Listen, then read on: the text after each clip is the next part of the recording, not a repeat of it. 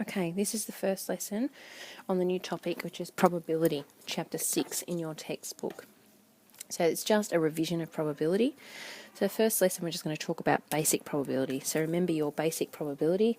The probability of an event is the number of times the event occurs out of the number that is in the sample space. So P of E equals the n standing for the number of, E meaning the event, over the number in the sample space. The sample space is the total list of all possible outcomes.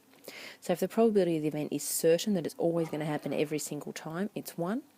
If probability of the event is impossible, so it will never ever happen, it's 0. Remember, this is in theory. So in theory, the probability of rolling a 2 on a dice is 1 times that will occur out of 6, because there are 6 possible outcomes, and this is just the number in that sample space.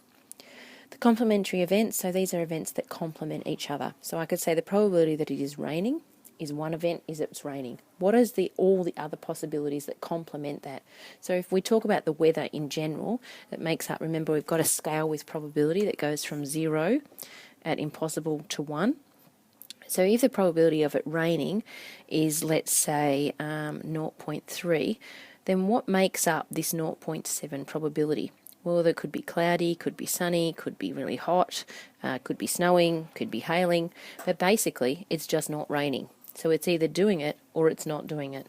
So if we put not, the thing that we use in maths is that we just put a line above the event. So a line on the top means it's not. So the probability of an event occurring plus the probability that the event does not occur equals 1. So they both add up to equal 1. So if we're just looking for the probability of the not event occurring, that it's 1 minus the probability that the event occurs. So for example, if I'm looking for I know the probability of me getting a hole in one is 0.01. The probability of me not getting a hole in one is 1 minus that, which is 0.95. And basically these are complementary because they add together to give 1, and it's either I get a hole in one or I don't get a hole in one. There's lots of other things that I could get, but basically it's one thing or it's not that thing.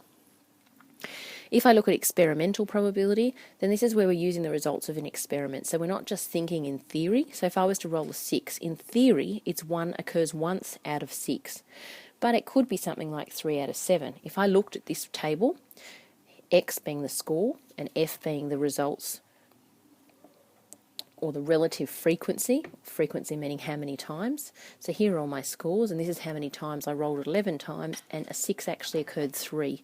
So my experimental probability of rolling a 6 is 3 out of 11, even though in theory that's not actually right, but we're using the results of this experiment. So experimental probability, okay, is given to be the probability of the event is the relative frequency out of the total frequency. All right, you can now work on exercise 601, questions 8 through to 15.